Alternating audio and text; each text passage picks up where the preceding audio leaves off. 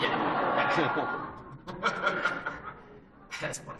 All right, so, but anyhow, I taught the 11-year-olds at the school on Wednesday, like all Wednesday long, and we did some really cool things. We put, like, we got a Goonies clip, a Rudy clip, and a Lord of the Rings clip, and we would show them to the kids, and then they would act it out, and we'd get the scene written out for them, and it was cool. But it was very clear to me that when I was during the lecture phase of the class, that we live in a certain time and place, and certain values are very clear. And so I would say, you know, who in this room, in this auditorium, whatever, has gotten an autograph from somebody before?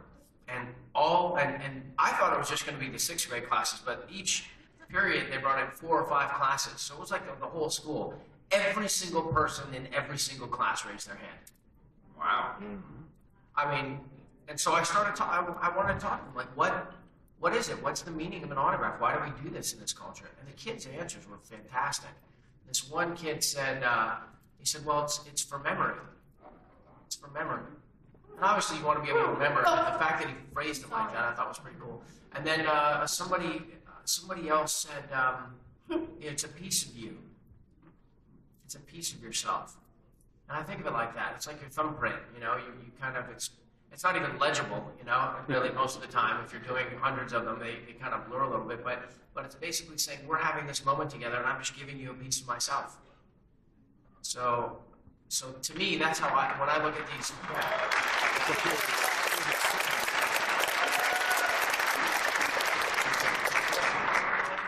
So I'm glad somebody stole it. I don't know if my management was happy, but... I guess I didn't give them a piece of myself. They sort of hijacked a piece of myself. They stole a piece of it. All right, let's get to the fan Q&A. Go ahead. 1, sorry about the interference. 2, just give me a sec. Take your time. Take your time. Sorry, I'm having a hard time. No, you're fine. I'm picking which question in my head to do. How many do you have in your head? 2. Well, ask them both. Okay, first, what was the hardest scene in the film with the exception of the ending of the movies? Because that's too easy in Lord of the Rings. What was the second hardest? That's too easy. I agree. What's your second question? The other one is, how did you act to, like, going to stores and seeing, like, merchandise from the movies and stuff, like, you know, the action figures that were on the shelf? What's your name? Jordan. Jordan's a pretty big thinker over here, huh? There you go, Jordan. Yeah, Jordan. All right, so the hardest scene to film, other than being on the side of Mount Doom with Frodo. Well, how many people have seen, if you guys watch, I'm assuming you guys, a lot of you have watched the Lord of the Rings DVDs. Totally stacked crowd. Like, these are my people right here. At the end of the first one, I go running into the water. You know, there's a scene when Frodo's in the elven canoe, and he's going to row himself away and off to Mordor, and he doesn't want anyone to come with him. And you know, he says, "No, Sam, go away. You know, I'm going alone." And Sam says, "Of course you are, and I'm going with you." And he goes running in there. Well, there was some sort of glass or branch or something, and when I ran into there with my Hobbit feet on, silicone Hobbit feet, the glass cut right through the foot and cut right through my, like, all the way to the bone.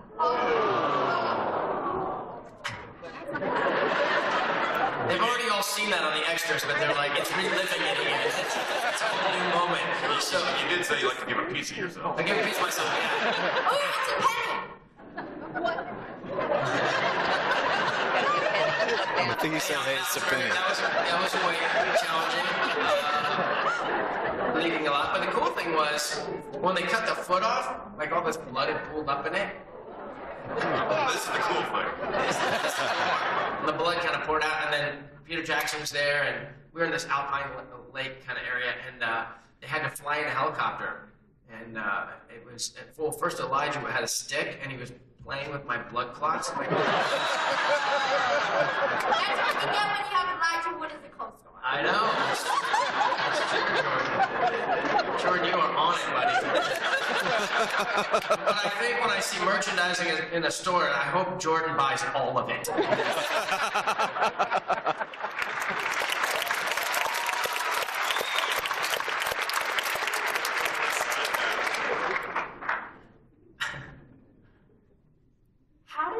so short for the Lord of the Rings? I'm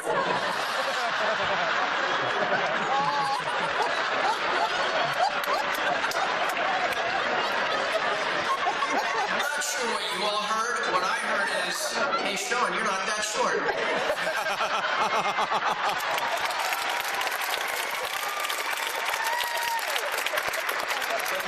And the Ram guy was interviewing me yesterday, and he was so much taller that I pulled the chair over and I stood up full on the chair so we could be eye to eye. There was lots of techniques to do that, and one of my favorite is really the low-tech imagination game, the sort of sleight of hand game. And there was one scene in Brie when we were on our way to the Prancing Pony. Is that what we're doing? Kidding.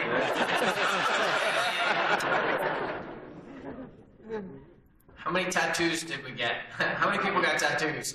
There you go, attaboy. My cousin. So in in Brie, on the way to the Prancing Pony, there was kind of this hill. It was not a hill, but just a slight incline in where they're doing it. There was this muddy street, and they had made an oversized wagon wheel, like 3 times bigger than any wagon wheel. And the camera was like this, and when they said action, a guy rolled the wagon wheel in front of the camera to another guy who was waiting for it. And then we come running up, looking at the imaginary wagon that just went by.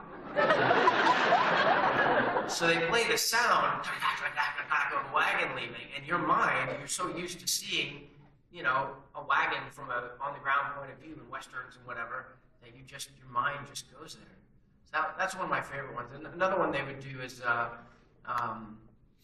you have to say that computer-generated technology is really the way most of it was done. Well, we did two other things. They hired doubles for us. My double's name was BK. BK was from India. Hello, Mr. Sean. And he was 3 feet tall. He was in his 30s. I think he was probably in his late 30s, early 40s. And he was 3 feet tall, fully grown. And we would play chess all the time together. And he would just beat me every single time. Because when someone's a little bit smaller than you, you just sort of treat them like a kid until he sort of out-discusses you in politics. He called me Mr. President. Oh, checkmate, Mr. President. You know, like that. So, but they would make little silicone masks of our face, and they would put it on the doubles. And, you know, BK had beautiful olive Indian color skin. And so they would paint it every day, like usually from his forearms down and from the knees down. So every day they, full paint. They'd sit in that all day, meaning he and Fawn and the others, Kieran. They would all sit in this makeup, and then on their neck and everything, and their face, and then they'd have it all washed off. And yet they would never be seen recognizably on film. You think of it, these people spent 2 years doing every single thing we did, but, anonymously. It's pretty special. I ended up doing a short film with a couple of them. It was really cool. But,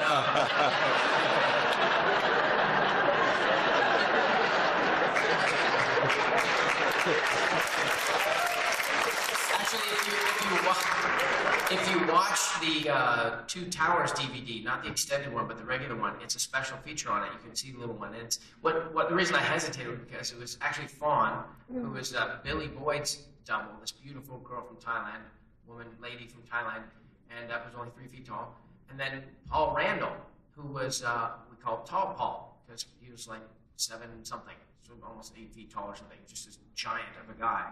So I did a thing where the two of them and another guy kind of have to work together, and it's really sweet, and that's it. But anyhow, the final way is they would do things like make props that were too big, like a oar. The elves would normally row with like this, but when the hobbits put their hands on it, their fingers don't go all the way around it. So, and they'd have a bigger canoe and a smaller canoe. So the hobbits would do the scenes in the big canoe, and the humans would do the scene in the smaller canoe. Lots of cool stuff. It was pretty great. Thank you for the question. Hi. Hi. Do you know Jordan? Yeah, we talked a little bit before you came on stage. He was wondering what question he should ask, and I said B. Just ended up asking him to say both. Well, anyways, my question was, I wanted your opinion on The Hobbit. Like, I was wondering what. I'll be happy to share my opinion on The Hobbit. On both Hobbits. The first one, it took a little bit of getting used to. I was expecting, when I read The Hobbit, actually in New Zealand doing Lord of the Rings, I just loved it. I liked it more than Lord of the Rings because I could understand it. It's aimed at children. I have about that size IQ, so I was more than happy to, and I just loved it. I loved everything about it. I loved the tone, the whimsy, and the kind of just the lightness of it. So when I saw the first one and it had the same kind of gravity vibe that Lord of the Rings had, obviously so that it could fit together, as one kind of world that people were living in. I don't know. It took me a while to get used to it. It's maybe the nicest way I can say that. The second one I thought was fantastic. I mean, I just loved it. I thought it was brilliant. Absolutely brilliant. The stakes are so different. In Lord of the Rings, the stakes are the nature of good and evil and the survival of civilization. That's some weighty stuff to get into. And The Hobbit, it deals with kind of more human things. It's about greed, a lot of it, and about possession. So I think it's got a tough act to follow in terms of that. But I love Martin Freeman. I love.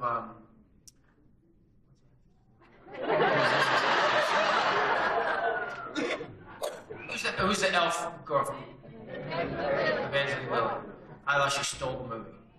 She was absolutely incredible. Those fight scenes, I was like, I want her on my team. That barrel riding sequence through the water was like, I've never seen anything like that on screen before. Smog. I'm going to call him Smog. They made a big deal about Smaug. I'm like, whatever. Smog. That's what I thought.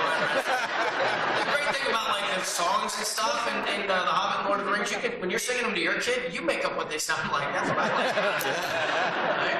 And then you hear it in the movies, you're like, well, they got it close.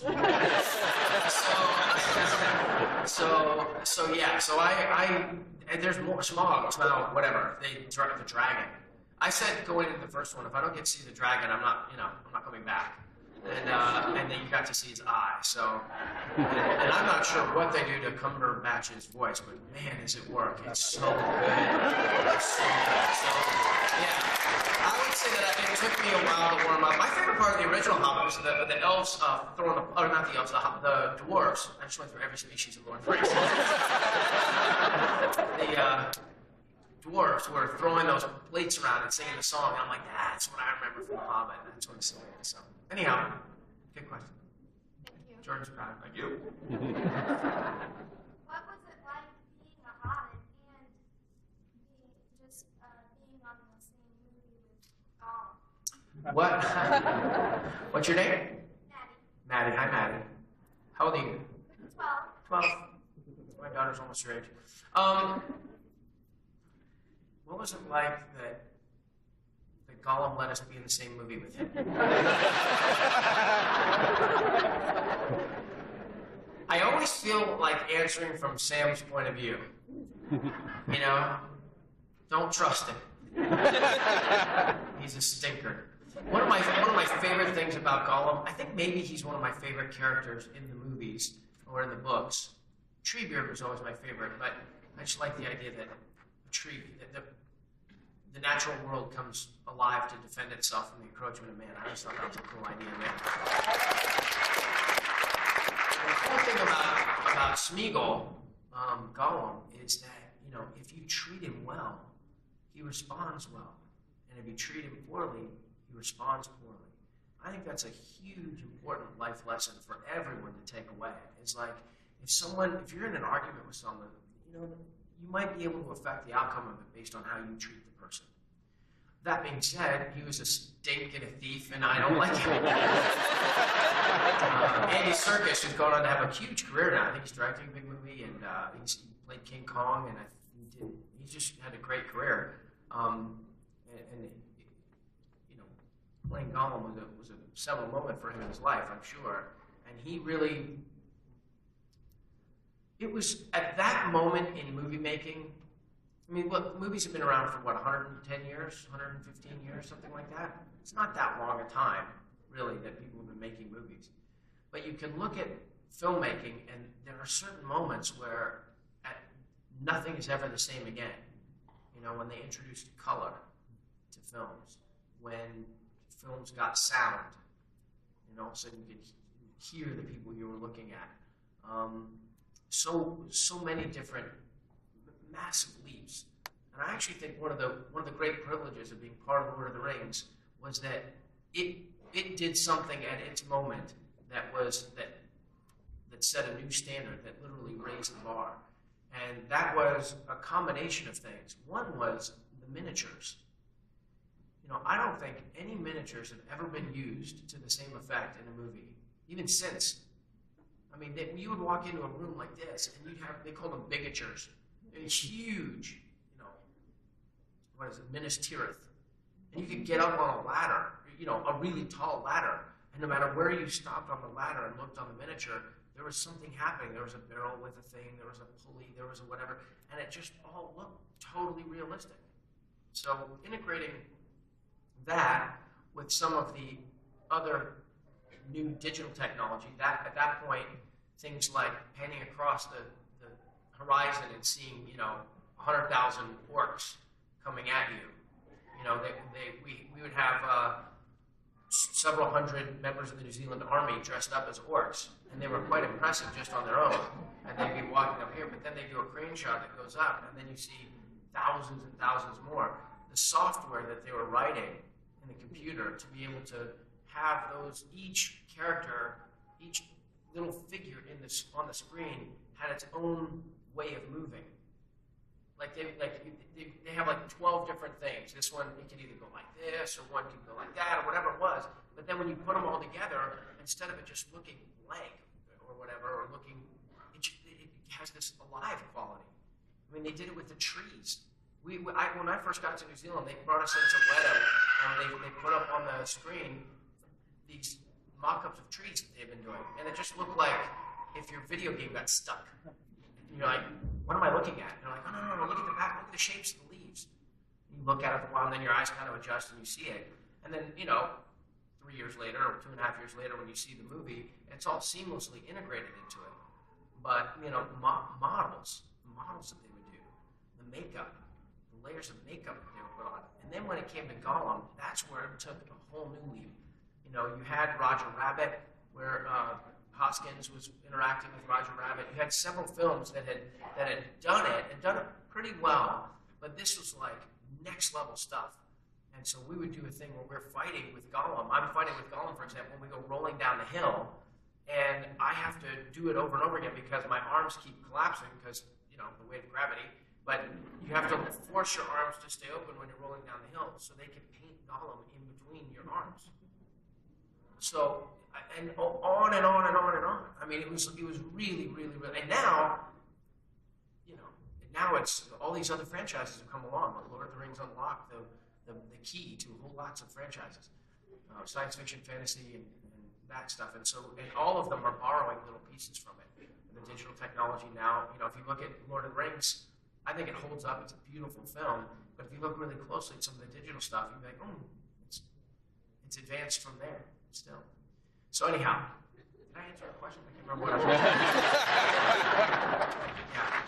Yeah, Maddie, thank you, Maddie. Good question. So it was good to be in a film with Gollum. That was the first thing. My name's Jessie, and I love Lord of the Rings, but I actually have a question about one of your very, very different roles in 50 First Dates. You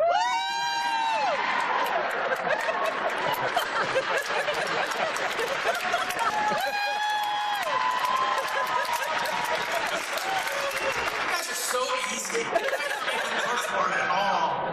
I thought that you were like really, really funny in that, and I was just curious what it was like to work with Adam Sandler and Drew Barrymore. Thank you very much for that question. Everybody wants to hear protein shakes. Sorry, Daddy, I flipped. Drew Barrymore and I knew each other for a long time, and I'm a little bit older than her, but we always wanted to work together. So it was fun that I got to be a small part of that project and support her. She was wonderful in that movie. She's always wonderful, but she was just so sweet and so much heart in the whole movie, really. Adam is a powerhouse dude. You know, I mean, we all know him from how funny he is, and how some people love his movies, some people don't love his movies. But if you watch him, he does such a range of things, I think, and based on the power of his ideas and the relationships he builds, he does like 1 or 2 or more movies a year. He's just built up this huge library of movies, and so I got to be in 2 of them, that one and Click, and yeah. Kate Beckinsale. Yeah. I played her husband. That's all. I didn't say anything. So Adam, it was a tough time for him in his life. His dad was sick and stuff, so that was a little hard. But we were in Hawaii. He loved being there. He loved the people that he had brought around, and I feel so. I felt around him the way I think probably actors in the 50s felt around some of the stars, which is like this, we're here on the strength of this guy's thing. And so you were just very respectful of that and wanted to make sure that you do it. You know, he's from SNL, right? So, and that's a live show. So they would, whenever we would do a take, he'd always be like, all right, good luck, good luck. Or what, we'll do take 3? I mean, it's like...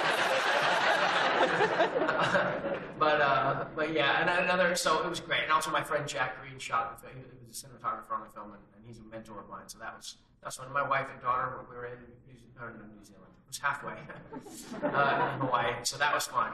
That was fun. We loved it. Thank you. Well, first off, I just want to say Sam was one of the most amazing, inspirational characters I've ever gotten to read about, or now got to see on film. But in playing his character, was that something that came easily to you? And do you have a friendship, like the friendship that you had with Frodo? Like what?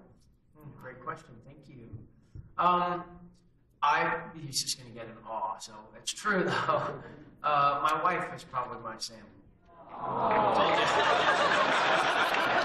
That was an easy one too, but it's true. We've been married for 22 years, been together for almost 24 years, and wait,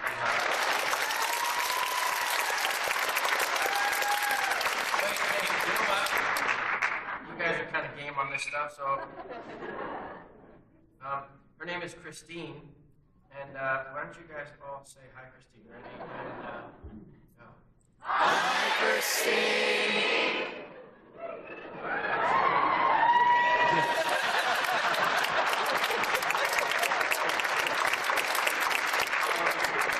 So did it come easily to me? You know, the answer to that is yes and no. They did such a great job of casting every character in Lord of the Rings, and I think part of the genius of the casting was they found people who had some core element in who they are was reflected in their character, or vice versa.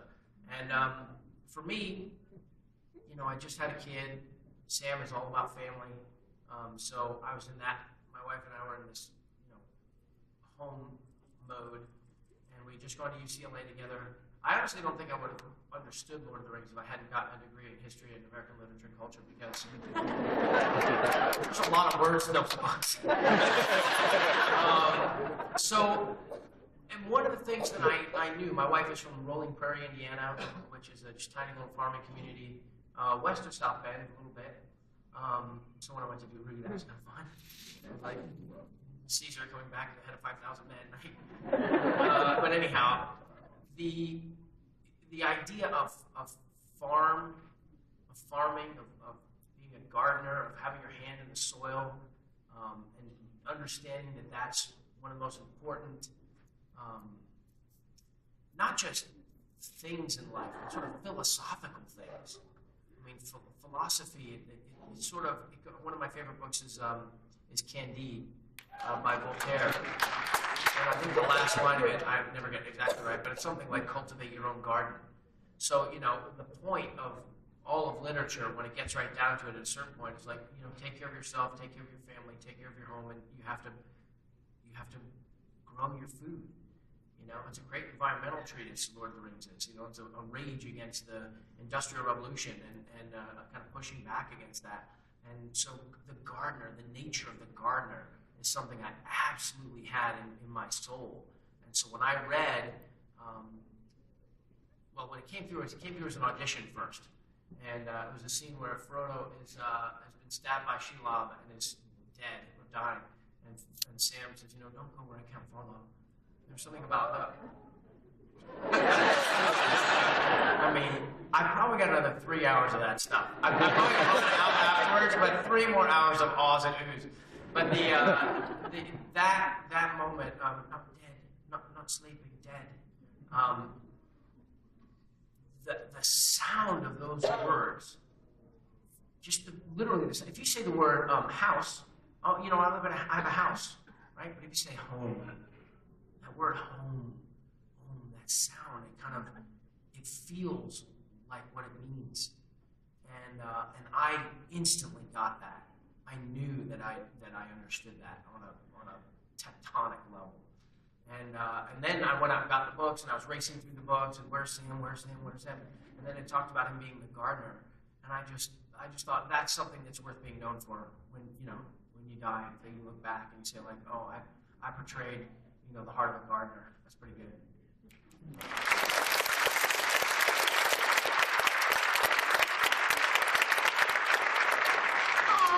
Hi. So you're talking about how Frodo and Sam have a really awesome friendship. Did you? I'm not talking fan fiction now. I'm just talking. Talk fan fiction. Did you and Elijah Wood hit off immediately, or did you kind of like?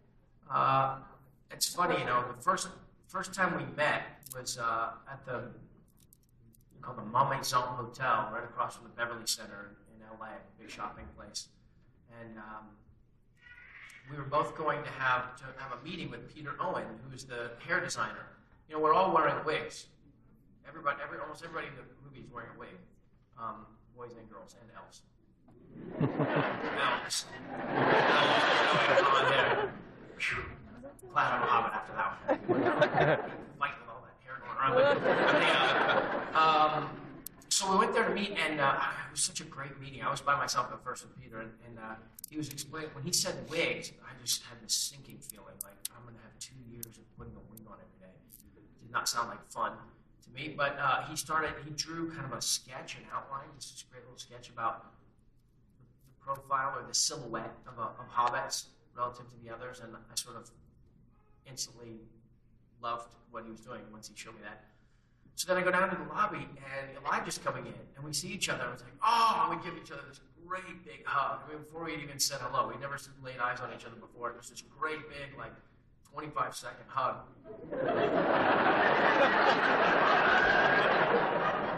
The precursor of things to come. I'd say kidding, but anyhow, and then I looked at him in my 29 years of wisdom and strength as a father and a college graduate, Academy Award nominee, and all these kind of other things that I had under my belt and everything, and I said, hey, you ready for this? And he goes, yeah, you? As it turned out, he was like way more ready for it. So, yeah. Does that answer it? Yes, Yeah. you. Thank you. And he's light. I can pick him up easily. Hi, Sean. My name is John. Hi, good John. How's it going? Awesome.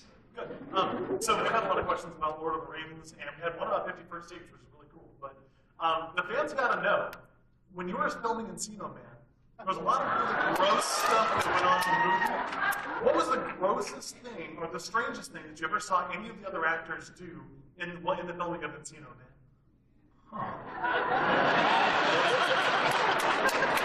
And got the stumbling question. Encino Man, we had a big earthquake, not a big earthquake, we had a noticeable earthquake in Los Angeles centered in Encino about 3 weeks ago. So that my Twitter feed blew up with people saying, you know, like, oh, if I see there's another caveman, you know.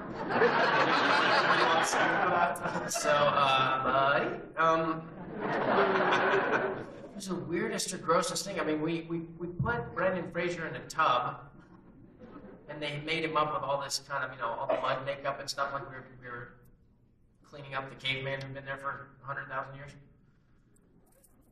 The water got kind of gross. His hands were, I don't know, but it was fine. I mean, it was fine. What else was gross? I mean, I got hurt a couple of times. I always get hurt. I know, it's crazy, right?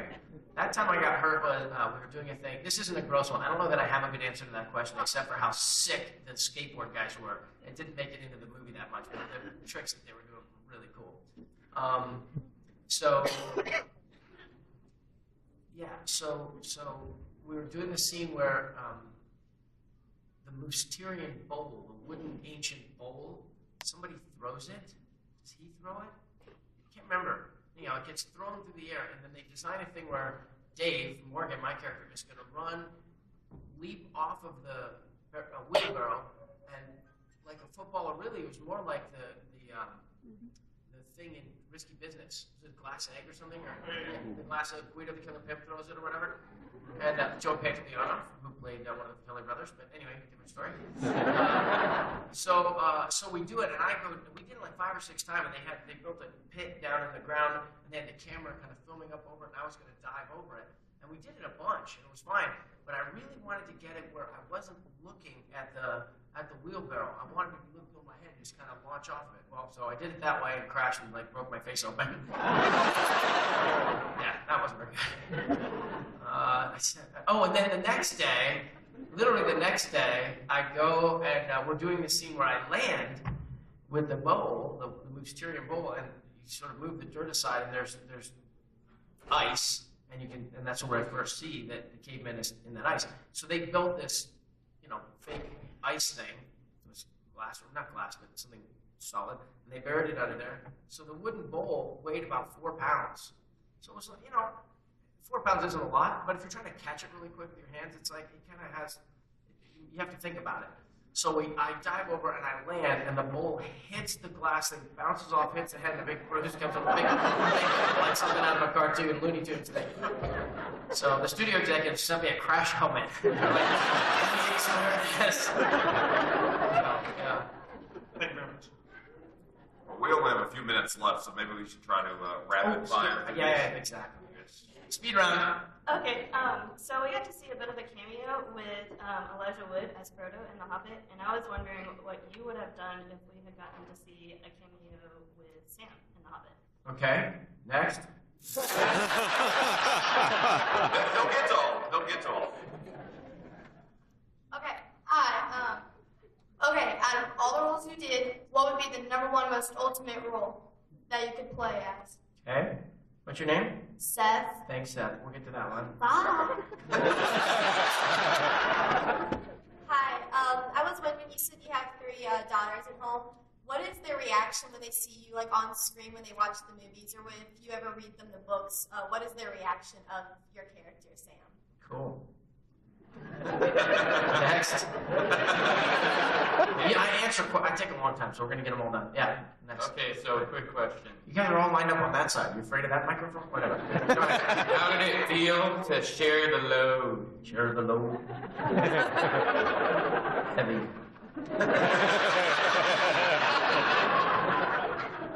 My question is about Goonies. Would you ever be opposed to being a part of a second one if you were to have all the cast be parents and have your kids be the goers, the treasure hunters? I'd like that. Because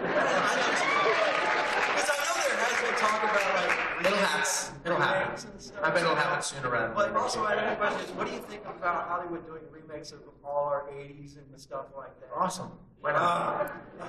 No, because you always have the classics. You got Karate Kid with Ralph Macchio. You got it. No, that's not going anywhere. So now you got a Karate Kid with Will Smith. Who's his son? Is it Jaden Smith? Yeah. But yeah, I love that Goonies. Goonies, yeah. If they remake Goonies, that'll be strange, for sure.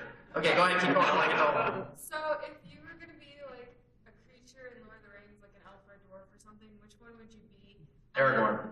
If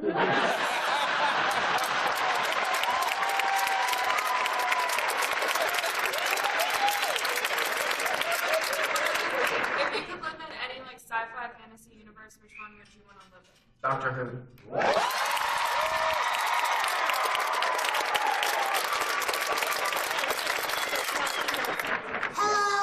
Hello. My question is, what was the hardest part about playing in Toy Soldiers? The hardest part about playing toy soldiers. It's a lovely question. Thank you very much. You're welcome. I did not get hurt during that movie. The hardest part about it, I can't remember anything being hard. I just loved it. It was great. I was like starring in a movie, and I was an action hero. I got to have a chase sequence with a Humvee. I mean, it was the helicopters. I don't know. It was pretty. It made me take. They made us take our shirts off. Yeah, for the one scene, because they're like, "Oh, will you be in bed?" I'm like, "Not with a bunch of terrorists down the hall." And they're like, "We want to sell this movie," and sometimes they're like, "Guys, whatever." So that was definitely the hardest part. Okay, thank you. Hi. Yeah. I just wanted to throw this out there real quick. Over here. Right here too. All right, I'm good. I wanted to throw this out because someone asked about participating in other Goonies. While you were talking, I actually got a text update that says, "Never say die. Richard Donner confirms Goonies sequel." What did I say a minute ago? Probably sooner than later.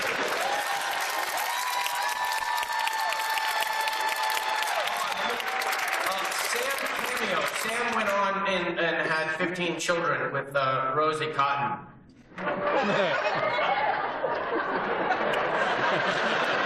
So in a cameo, you can see a nice family portrait. Okay. The other one is number one role. You know what? All the ones that everybody loves are tied, but I do love Two Flower in The Color of Magic, which is Terry Pratchett. So that's a pretty good one. Daughter's reactions. To Sam, I think, for a long time they didn't want to see it because they were kind of scared of all the scary stuff. But now they're really proud. They're really proud. They're really proud. It's like they have ownership. I mean, the two little ones weren't around. It's happened way before their lifetime. But they kind of put their arm around me and they're like, "That's my dad." A Goonies sequel we've covered. And you want to speed round through it? Did you cap it? Or are we gonna just... Yeah, we have to wrap this up, unfortunately. But you're going to be at your table, right? Yeah. It would be great. You know what? There's always a weird thing at the table where you want to spend time and talk to everybody, but you also want to make sure that everybody gets a chance. So I make you this promise that we will go as fast as necessary, only as fast as necessary, and we'll have as good a moment as we can in that process. There you go. So we'll see you at the table.